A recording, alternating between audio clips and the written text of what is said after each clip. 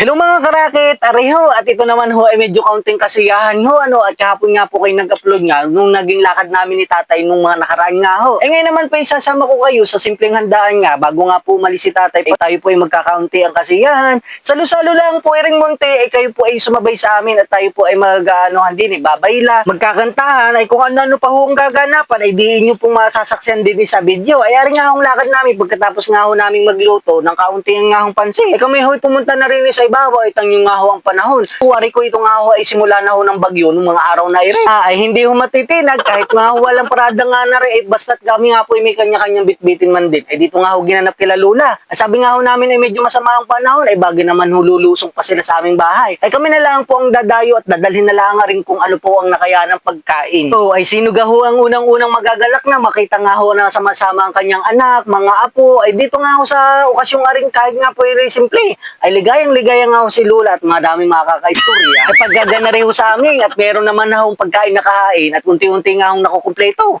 Ay sisimulan na ho agad ang kapunan at talaga nang pong pumamaya ay may bare. Ay kailangan pong maagang nasisimulan ng maaga pong makauwi o minsan po ay inuumagang makauwi. Ayo, pagkagana rin ho kami nagkasama-sama ng mga tiyuhin, mga pinsan, magkakapatid. Ay inaabot po kami madaling araw. Ay minsan lalo pag may video okay ay lahat ay singer. Ay pagka tinawaran pa ho ng sting kay Lola ay talaga naman po nakikipaglabanan din ang puyatan. Kaya ho minsan madalang araw na hong nakakauwi o di kaya ho ay kami napipiging na rin Sa mga oras ho nga rin ay kami nasa kalagitnaan na ho ng aming kainan, kantahan, inuman. Ay sabi nga ho ng aming pinsan ay kami po magpipicturan na hanggang hindi pa nga daw po mga dulin at pagka nakainuman nga po ay nasiring ng mga mata ay mainam nga ho magpicturan na habang maganda-ganda pa. Ay pagkatapos nga ho namin magpicturan ay sinabay na nga rin ho namin ang happy birthday to you sa aking ating anay si Ate Janet. Ay birthday nga din nga ho ni Rick. Ay sinabay na nga ho rin namin sa despedidang ito. Ay sabi ko naman ho sa inyo ay madaming kaganapan. Ari nga ho nung medyo tinamaan na. Nag-dancing pin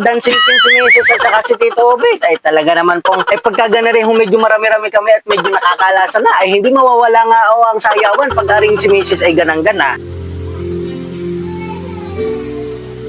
Ay tamo nga ho, ang aking nakuha na rin ng kinabukasan. Ang Lula po ay nag-iiyak. Ay tiyempong-tiyempo nga ho na senting-senting nga yung tugtog. Ay nalulungkot na nga ho. At sino ba naman po ang unang matutuwa pag nakikitang kompleto ang lahat ng kanyang anak at apo? Ay siyempre siya din po ang unang-unang malulungkot at yung kanya pong anak ay mangingibang bansa na o ariho. At ito naman po ang inyong papanoorin bukas. At sasama ko po kayo sa pagluwas namin dun sa airport para magatid kay tatay. Maraming salamat po sa panonood. Ingat! Bye-bye! God bless!